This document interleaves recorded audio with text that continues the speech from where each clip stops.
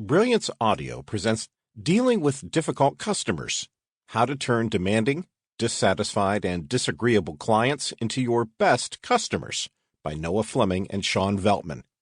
Performed by Tom Parks and Cristina Panfilio. In the summer of 1954, a bus pulled up to a gorgeous 200-acre Boy Scout camp located in Oklahoma's Robbers Cave State Park, and 11 young campers quickly headed for the cabin they would share for the next 3 weeks. The boys had all just finished 5th grade and had been invited to the camp in part because they shared many similarities. They had above-average IQs, they had all received above-average marks in their classes the previous year, and they were all from two-parent Protestant homes. Whenever I picture the scene in my mind, I can almost hear the Leave It to Beaver theme song as I imagine them running off the bus and toward their cabin on that first day. During the next week, the boys would bond while taking part in summer camp activities that have remained largely unchanged through the last 100 years or so. They went on hikes through the gorgeous forest area that surrounded the camp, took advantage of the lake to go swimming and canoeing, and got to spend many afternoons playing baseball at a diamond provided by the camp. In the evening, they sat around the bonfire and shared stories with the camp counselors. As happens at almost every summer camp, these boys who were strangers on the bus quickly became friends and created their own social structure. Leaders asserted themselves. Outsiders could very quickly identify the high and low status members of the group, and they even began to form their own in-group customs and rules. In a move that is familiar to anybody who has watched one of the dozens of seasons of the popular television show Survivor, they even created their own group name, the Eagles, and designed a flag to represent their new tribe. The only difference between this group and thousands of other summer camps is the camp counselors were not there to ensure the group had the best time possible. These counselors were, in fact, psychology researchers who were studying what would later become known as realistic conflict theory. In short, they wanted to find out two things. One, how hard would it be to create intense animosity between people who are, in almost every respect, extremely similar?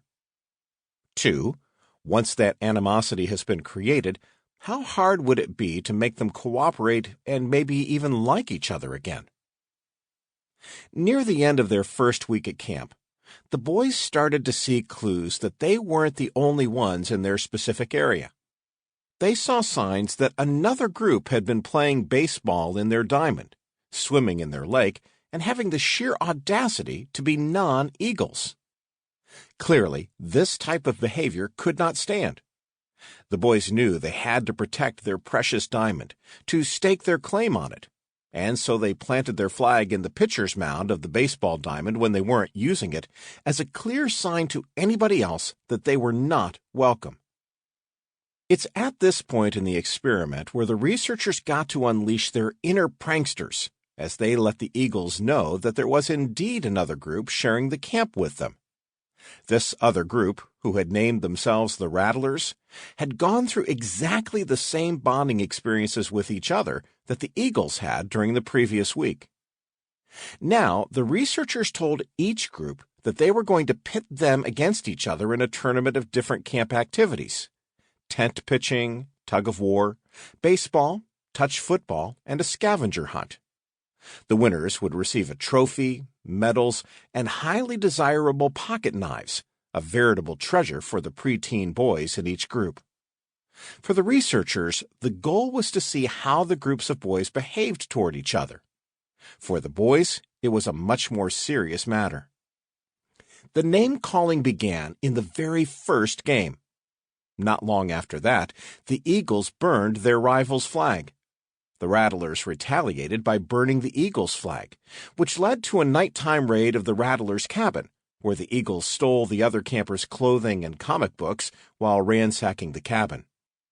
Counter-raids were executed, and the boys started walking around with large sticks and rocks in socks in case they needed to defend themselves from the rival group. At more than one point, The researchers had to step in to stop fights from breaking out among the groups. It became a real-life version of the classic Lord of the Flies story. In short, the answer to the researchers' first question about how easy it would be to turn two groups against each other seemed to be disturbingly easy. The final part of the experiment, that of reconciling the two groups, was much less successful and much harder than turning them against each other in the first place. We'll examine how they did it shortly, but first we want to examine why this is such an important study and what new research shows us about the way that groups turn on each other.